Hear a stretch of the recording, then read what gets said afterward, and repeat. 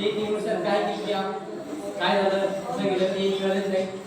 आता काही दिवस म्हणजे झालं संपलं आणि मी त्या स्पोर्ट्सला होतो. स्पोर्ट्समुळं तर माझं एक टेन्शन तर पुढं जात होतं आता.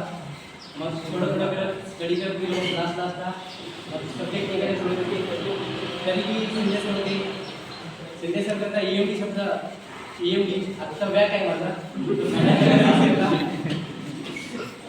बाकीचे कशी वेगळे माहीत नाही. पाटील सर तर फेवरेट ड्रॉइंग कोणी लेक्चर नसलं की सर तर अटेंड राहायचे.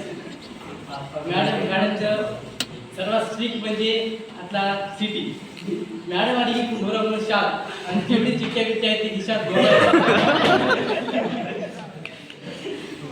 काही सगळं मग सर आले सगळ्यांना बोललं तर मग सर्व बोललं तर शांतच गप्पच.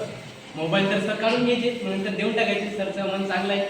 सलीम सर खूप प्रतिसाद दिले स्पोर्ट्सला आणि आम्ही धोरणला जिंकल्या.